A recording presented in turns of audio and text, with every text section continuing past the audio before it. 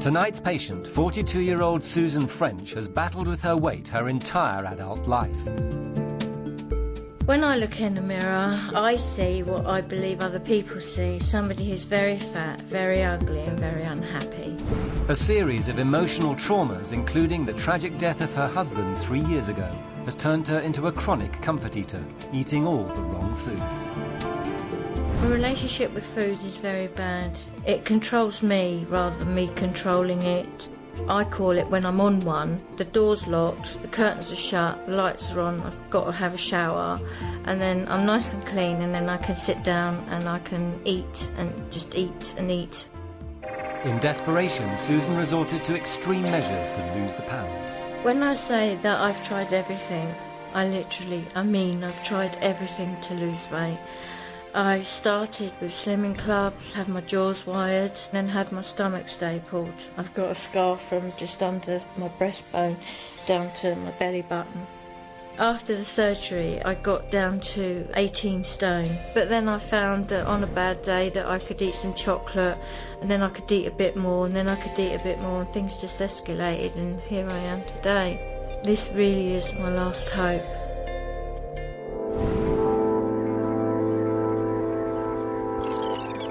At the clinic, Dr. Samina Shogi and nutritionist Pam Stepney must first interpret the warning signals Susan's body is desperately sending out. This is Susan, 5 years ago. She's looking quite slim, very happy in the sunshine. This is Susan's tongue now. It looks a little bit cracked down the middle here. It's got a bit of a coating there. She probably has got some sort of bacterial imbalance in her gut, and it looks pretty thick there, getting thinner here.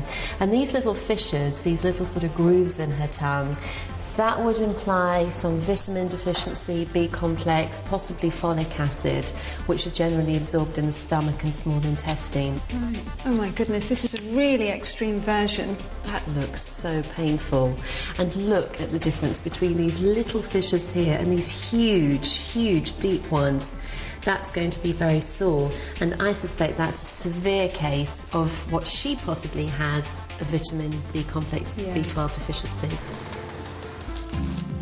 The diet that I've been on is not good. It's high fat. I get pains in my chest, I get tingling in my arm, my knees hurt. OK, now here we have a picture of Susan. That's quite horrific. She's either been punched in the face or she's had an allergic reaction. I've got a skin allergy. It's called angioedema and urticaria, and I've been told that it's probably something that I'm going to have to learn to live with. I mean, this is taken That's Susan. on a mobile. That's the same person. That will have happened very, very quickly, and also she could be getting difficulty breathing. Yeah. She could require adrenaline, so she hasn't got a lot of time to get that sorted. I should think it's completely terrifying. So now we have a picture of Sue now, and there's really been some massive changes in 5 years. Look at the legs. I mean, that's lymphedema, that's bordering on elephantitis. So she's going to have a problem with the heart pumping blood back to itself. To lose the weight that I want to lose will mean the world to me, because it completely changes my life, completely turns my life around. I don't know if I'm going to be able to do it, but I'm going to give it my best shot. So, the major warning signs from Susan's body are a coated and fissured tongue suggesting nutritional deficiencies, severe facial swellings signalling potentially fatal allergies, and painfully swollen legs, a condition known as lymphedema.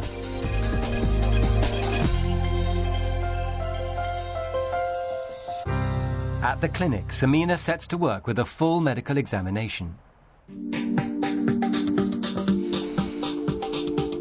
Deep breath in. You've got this asymmetry in these skin folds of your legs. Yeah. Now, some of that is due to this lymphedema that you have, but some of it is fat and just a fluid. You can't see the bone in your ankle anymore, can you?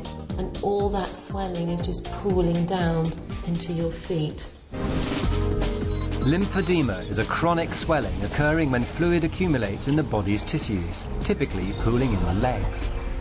This fluid is mostly made up of water and protein.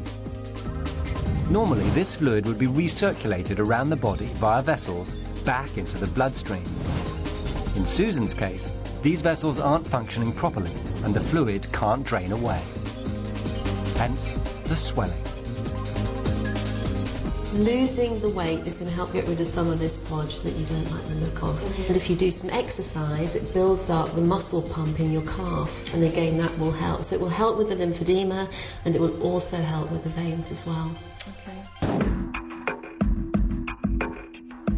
42-year-old Susan French once had her jaws wired and her stomach stapled, but she still weighs 18.5 stone. She suffers painfully swollen legs and debilitating allergic reactions, but has no idea why. Dr. Samina has ordered up an extensive series of tests she hopes will shed some light on her life-threatening condition.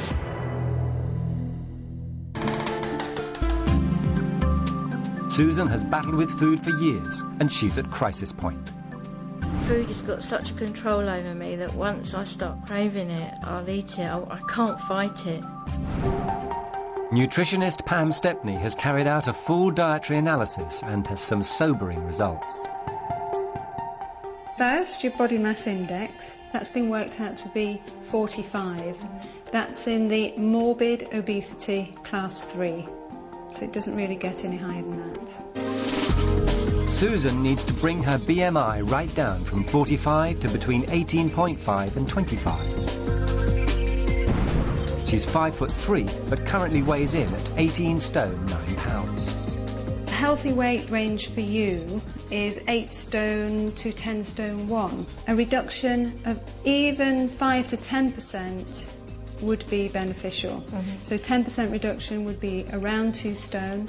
You're going to feel so much better, even just losing 2 stone, especially if it's in a combination with exercise. Okay. Even with her stomach stapled, Susan consumes almost 5,000 calories a day, a massive 3,000 calories more than she needs.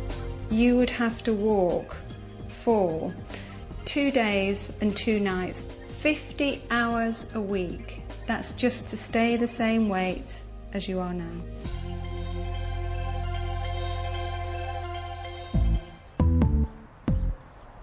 Exercise will be crucial, so Ben uses his skills as a chiropractor to prepare Susan's body for a new fitness plan. How's that feel? Fine. It's a dramatic noise, but it's only a small movement. One of your major conditions is this lymphedema, okay? And it's very evident from these photos, okay? The swelling in your legs down to the ankles.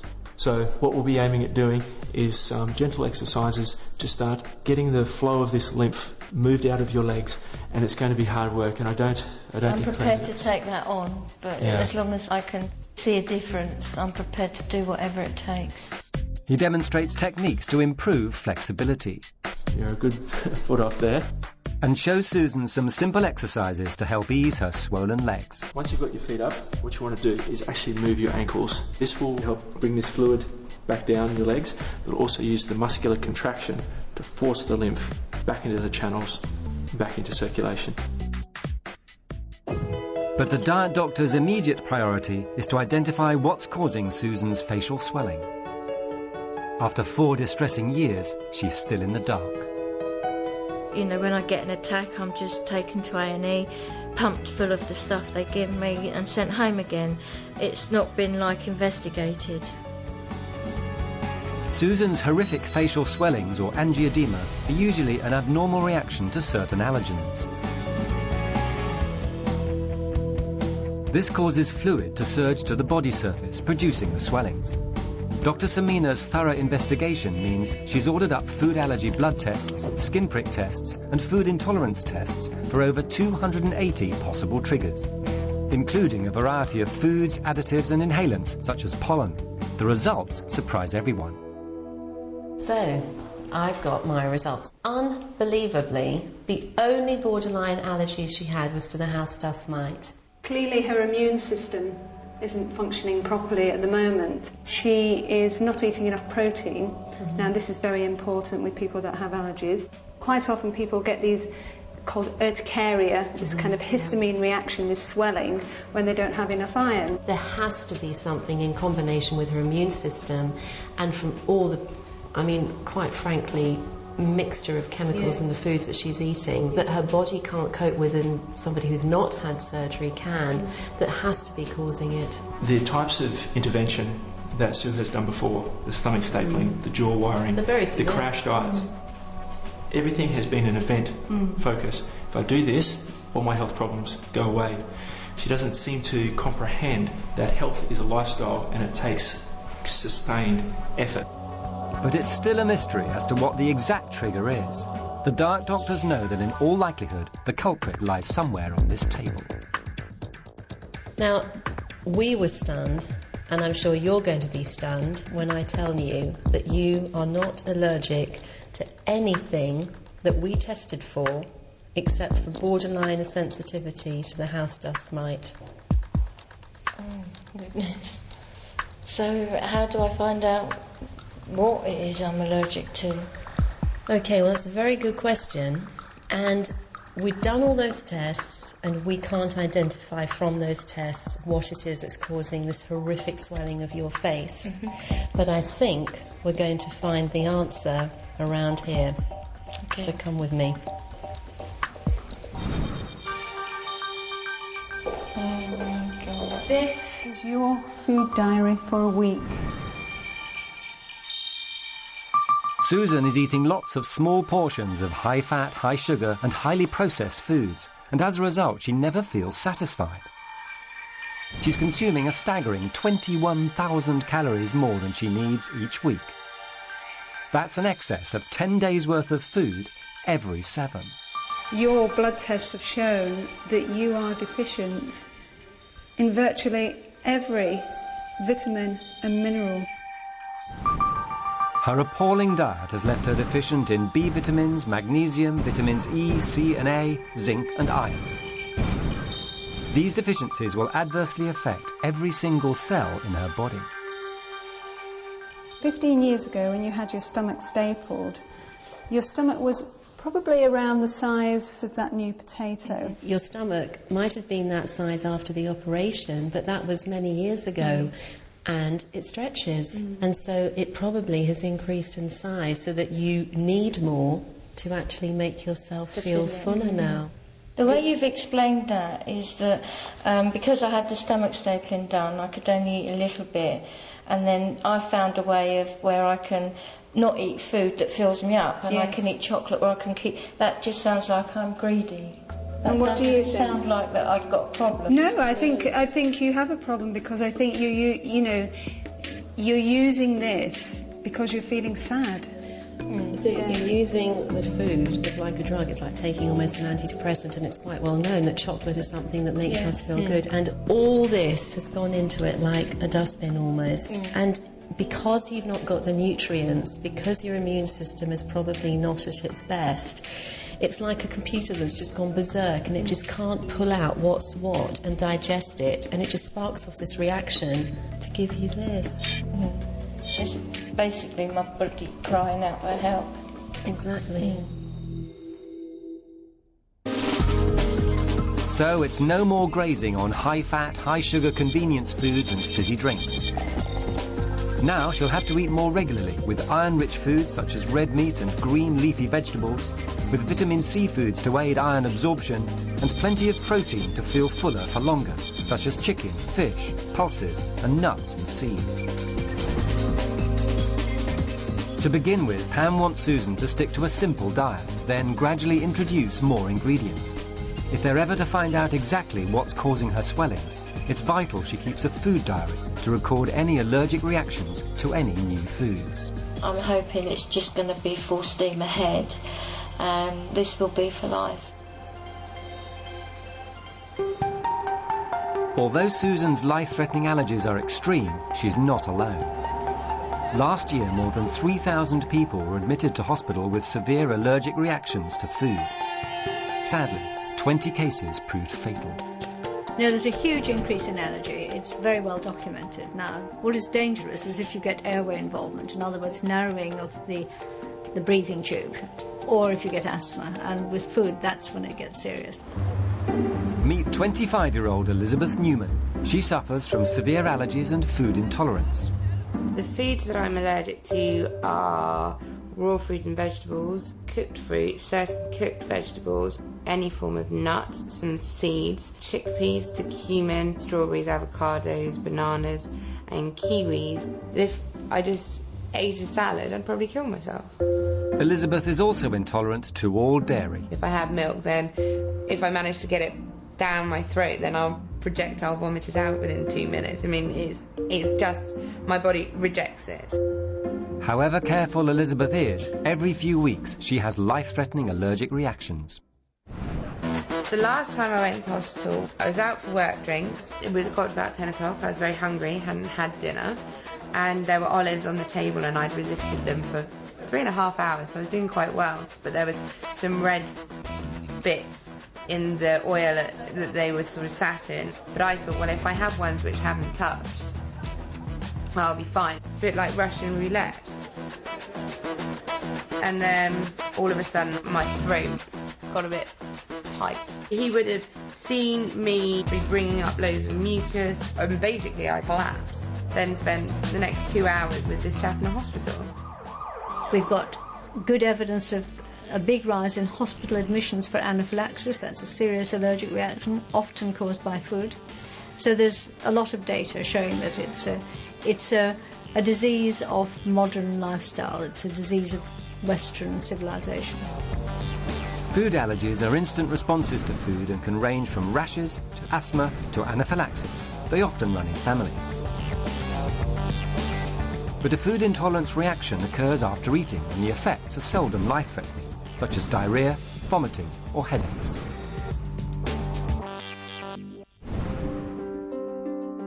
"42-year-old Susan came to the clinic weighing 18.5 stone, suffering with extreme allergic reactions and severe leg swellings. She ate an appalling diet of convenience foods and snacks, which she'd graze on constantly for comfort. It's week 1 of her new regime, and she's finding it a struggle. I had a really bad day at work. Things started to really feel as if they were getting on top of me. Just wanted to go to the shop and go back to my old ways, I suppose. I didn't, but it took a lot of willpower. I just can't get over the way I was feeling earlier and the way the old craving sensations came back. So everything had just got on top of me today, and to come home and just want to chill out and you can't, it just adds to the misery, I suppose. Next, the diet doctors help you understand the signs your body could be sending you. Tonight, it's problems and symptoms associated with the immune system, which protects against infection. Now, Samina, this lady here has got really bulging eyes. She certainly has, and the first thing I would want to do with her is check her thyroid function, because it's a very common sign of an overactive thyroid gland. That person probably would tend to be fairly anxious as well, quite slim, generally? Generally feeling very hot, hyperactive, a little bit sort of shaky, may experience palpitations, and generally slim because their metabolism is working at such a high rate that they're just burning off energy so easily. So they've really got to make sure they eat enough food. Definitely. Yeah.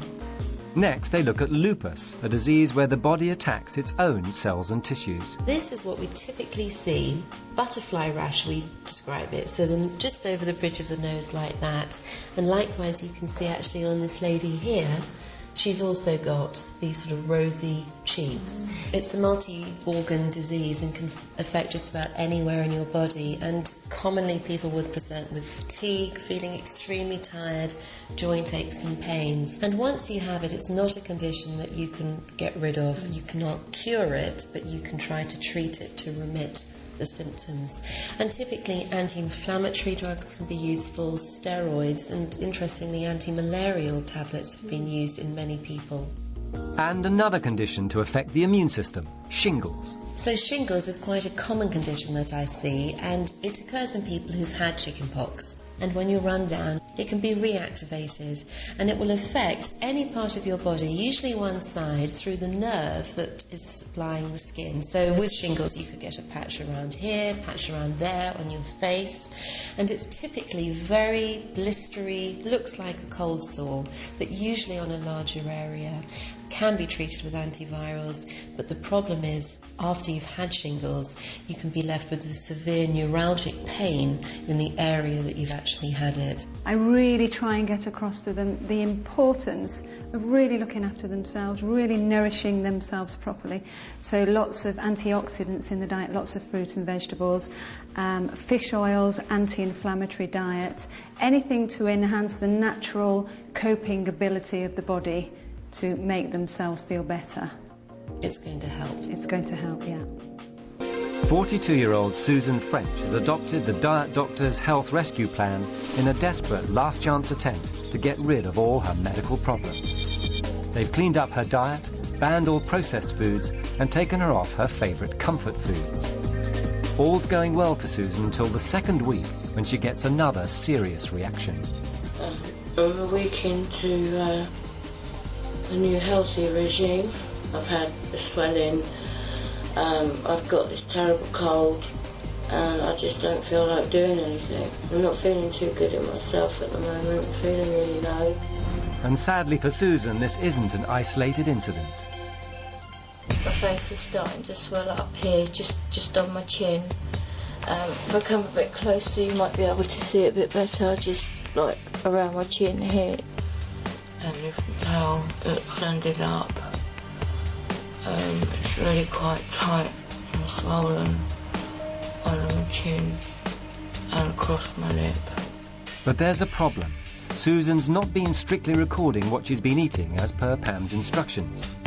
As news of these attacks reaches the diet doctors, they're quick to get on the phone to emphasise why it's so important. I've been struggling a little bit. What I'd like you to do is really try and keep a note now of when you're getting these reactions and what you ate previous to that, if you could. Yes, okay. Yeah? Yes, I can That'd do be that. terrific. Okay, well, you take care. Bye. Over the next few weeks, Susan religiously records her food intake but suffers another attack. I was meant to go to the gym today and meet up with my personal trainer. Obviously, I'm not going to go looking like this, so I'll let you know how it goes. This time, she's recorded what she's been eating. Susan thinks she may know what's been causing the swellings and heads to the clinic to give the diet doctors her exciting news. Aren't you looking good? Feeling a lot better, thank you. Okay, now, are you, when we spoke to you on the phone, you were saying about you were having some reactions, you'd had a lip swelling and you'd had an itchy hand. Mm-hmm. Have you had any reactions since then? Yes, I went out again on a Sunday and I had a couple of glasses of Diet Cola. Right. And that evening I got like a little round spot here that was burning and itchy. And when I woke up the next morning, the whole of my lip here was swollen. Really? Like overhanging the top one. And just like half of my top lip had swollen up and the other half had stayed normal. So what did you deduce from that then? It's the Diet Cola. Yeah? Really? Wow. The diet doctors had always suspected something in her diet caused her swellings, and it seems they were right. It's a major breakthrough for Susan. It seems likely her painful swellings are triggered by the additives and preservatives in some fizzy drinks.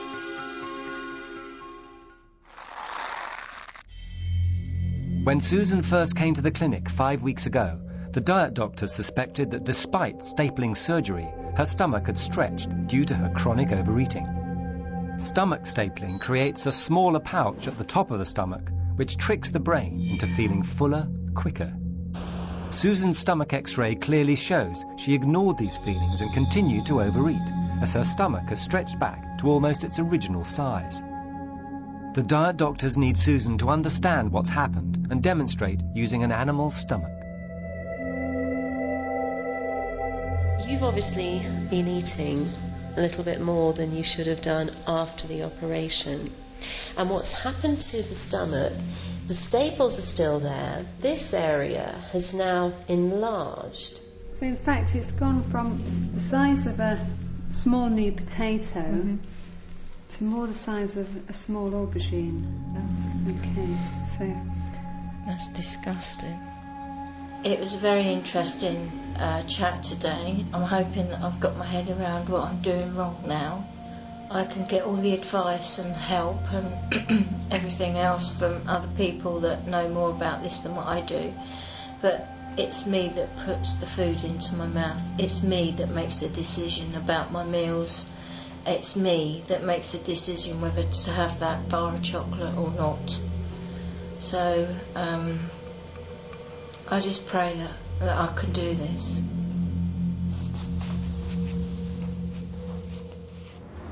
Like Susan, one of the biggest health challenges for millions of Britons is how to cut back on the sugar in their diets. Cutting back on sweets, chocolate and fizzy drinks is only part of the battle. Sugar's hidden in many so-called savoury foods, from pizza to pasta sauces to Thai green curries. The average person consumes 33 teaspoons of sugar every day, 3 times the recommended limit. In a year, that's a whopping 46 bags of the sweet stuff. We all know too much sugar is bad for us. Excess levels can cause tooth decay, obesity and diabetes. But how much do we really know about what's in the foods we eat? There are hidden sugars in many so-called healthy products. Take a glass of cranberry juice. How many spoonfuls of sugar does it contain? So we've got a glass of cranberry juice here. Can you show me, by putting some sugar in this bowl, how much you think it might have? I'm going to go for... I know they usually have more than you think. Yeah. But it's meant to be healthy, isn't it? It is meant to be healthy. I'm going to go for 2.5. 2.5. Is that all right? Okay. 3? Yeah. Yeah? Okay, carry on. So 6 we're up to. Carry on. 7. 8.5. You're kidding me. Oh my God. Wow, that's a lot of sugar. That's a lot of sugar, isn't it? You're kidding. Yeah. That's awful. It is awful, yeah, isn't it? That is quite scary. Would you buy it now? No. No. No, I wouldn't. No. Next, tomato soup. A really healthy option. Or is it? How much sugar do you think there might be in there? In teaspoons? 1 teaspoon. Okay, pop that in. Okay, carry on. Keep going. Keep going. Carry on. 3. Nice. 4. 5 teaspoons of sugar. That put you off having a can of tomato soup for lunch? Yeah. And finally, a breakfast cereal specially for children. Okay, so in that small bowl there, 30 grams, you've got 4 teaspoons of sugar. I really wouldn't have expected that. That's ridiculous, isn't it? Isn't that ridiculous? Giving that to a small child in the morning as well. Yeah. They're going to be gaga for most of the morning, aren't they? Absolutely gaga. Worryingly, many products we eat today have twice as much sugar in them as they did 30 years ago. Take Kellogg's Special K. In 1978, this so-called healthy breakfast cereal contained 9.6 grams of sugar per 100 grams. But since then, this figure's increased to a massive 17 grams, containing a similar amount to some vanilla ice cream. Kellogg's say the Special K product sold in the UK today is a different product from that sold in 1978, which came from the US and was for American tastes. We say the lower sugar product that was good enough for the Americans in 1978 would be better for us today. To avoid the sugar trap, you've got to get label conscious. Look for the carbohydrates of which sugars figure in the nutrition information panel. High is more than 15 grams of sugar per 100. Low is 5 or less. And check the ingredients list. It always starts with the biggest ingredient first. But watch out for sugar disguises like sucrose, glucose, corn syrup or molasses. If you see one of these near the top of the list next time you're out shopping, you know you're headed for a sugar rush. Tonight's patient, Susan French, has radically overhauled her diet and lifestyle. But halfway through the 12-week plan, she heads off on a 2-week holiday in the Florida sunshine with her sisters. When I came home from America, my legs were swollen badly from the flight home. When I weighed myself more or less as soon as I got in, and I found that I'd put on 6 pounds. I was really upset. 2 weeks of overindulgence on holiday leave the average woman with a weight gain of about 5 to 7 pounds, nearly all of it fat, and Susan is no exception. The holiday itself was fantastic, but as much as I'd said that I was going to stay on this while I was over there, it didn't quite work out like that. It was all you can eat. I would have like popcorn chicken type thing and some like roll and butter before dinner, and then when dinner came it was chicken breast or pork chop with jacket potato with butter. With just 6 weeks left to go on the plan, the diet doctors urgently need to get her back on track if she's going to reach her target of losing 2 stone. Chiropractor Ben King, overseeing her fitness regime, arrives with a rescue plan. So what I want you to do is have a 30-minute workout. During that time, I need you to do some interval training. Interval training means Susan's going to be alternating between short 30-second bursts of intensity followed by 4.5 minutes at a general pace over half an hour. This will raise her heart rate, stop her from getting burnt out too quickly, and is the key to burning fat. All right, go. Increase the intensity here, okay? Okay. Keep it up, keep it up. 10 seconds more. Come on. How does that feel? Yeah, I can certainly feel it. Feel your heart start to beat a bit faster? Now you've got some recovery time. Ben wants Susan to follow his regime 3 times a week. This should speed up weight loss and help Susan avoid the plateau that often comes around this time. It's very hard work going to the gym, but I think I'll keep it up. I'm not saying I'm enjoying it, but it does make you feel pretty good about yourself when you put all that effort in and sweat's streaming off of you, and you feel as if you've actually achieved, or I feel that I've actually achieved something. Ben's also advised her to follow a course of lymphatic drainage massage for the last 6 weeks to stimulate circulation and ease her swollen legs. So now I'm hoping it's just going to be full steam ahead. I know how I feel when I've lost weight because I've been there and done it, and I do feel a lot more happier in myself. So that's what I want to get back to. So hopefully that's where I'll end up.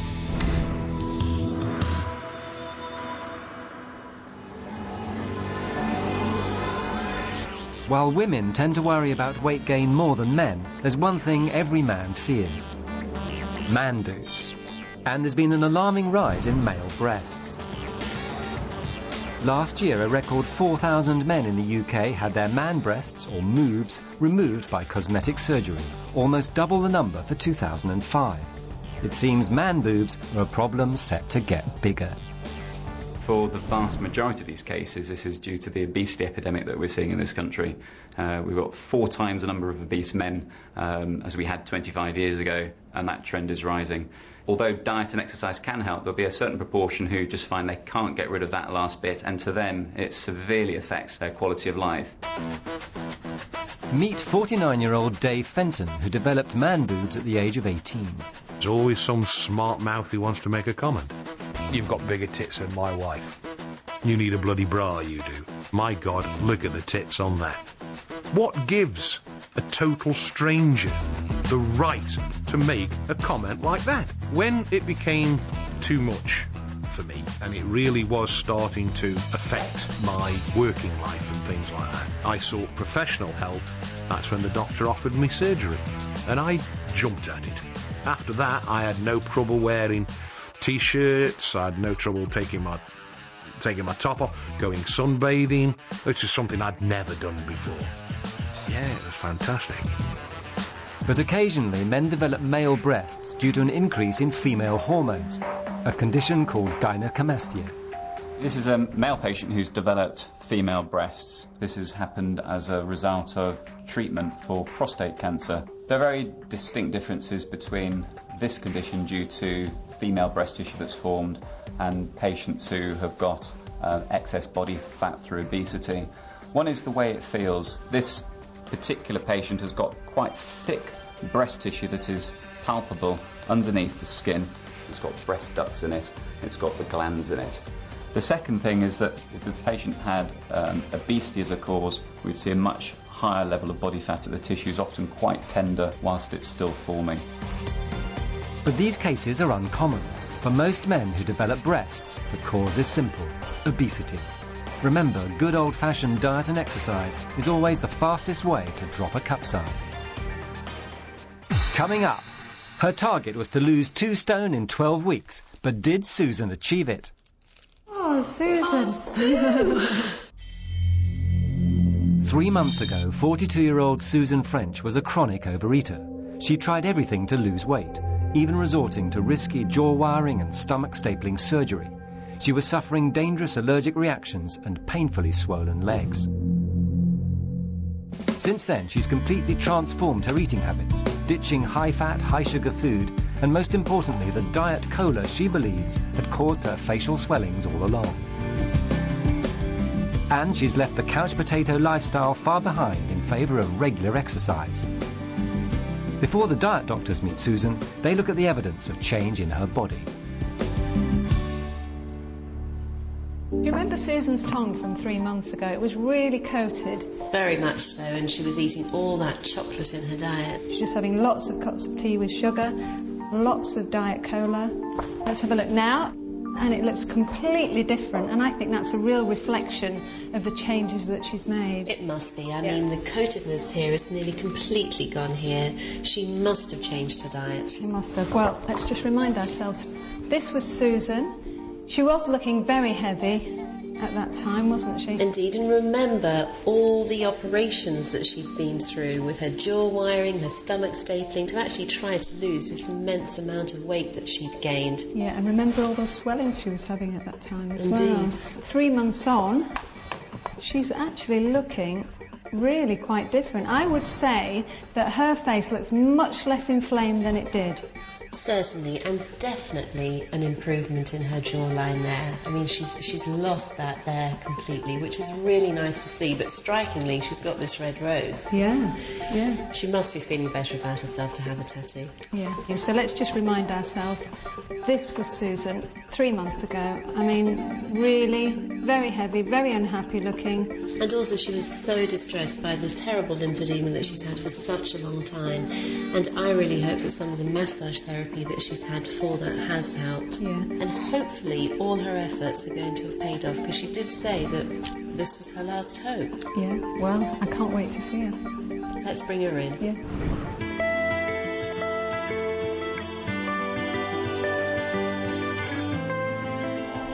Oh, Susan.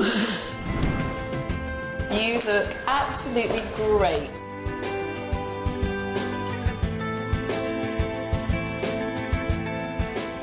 Three months ago, Susan had one of the worst nutritional deficiencies of anyone the diet doctors had ever met.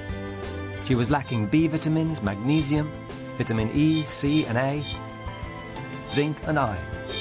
But 12 weeks later, her blood tests show they've all returned to normal. The diet doctors set her a goal of 2 stone weight loss. Has she achieved her target?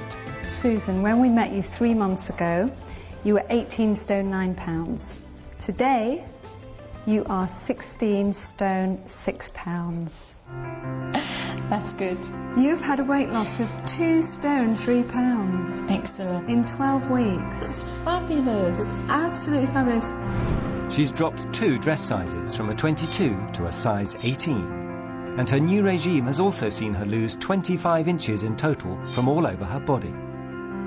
3 inches from her waist and 2 from her hips. But the biggest surprise is her legs. You've lost 7 inches off each leg. Oh, that's amazing. So that is amazing, isn't So it? there has been an improvement. Yeah. Now, you have lost weight in the past through various different methods. Namely starvation. So how is this different? This is different because for the first time in my life, I've lost weight through eating healthily. In the past, what's the longest period of time that you've gone without having any swelling or reactions at all? Probably a week, if that. And now it's been how long? 5 weeks. That's a tremendous improvement from what you described before. And you've stayed off the cola? I have. We looked at your photos from earlier on, the terrible lymphedema that you had. Has the massage been of help to you, do you think? Because I'm so disturbed by my legs, it's going to have to be a massive difference before I say, oh, they're better, or they're a lot better. But when I'm finished work at the end of the day, or when I've finished a shopping trip, my legs do not hurt as much as they used to. Well, that's good. You just sound so much more assertive and positive within yourself and smiling. It's really good to see. There's one more person who'd like to congratulate Susan on her progress. Fantastic results. Thank you. You've done so well in 12 weeks. I'm really pleased with what I've achieved.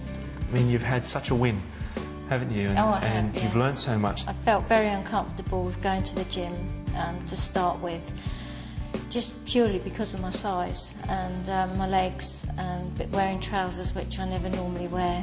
And now I'm walking to work and going to the gym, and I'm doing loads more than I was ever doing. Isn't that great?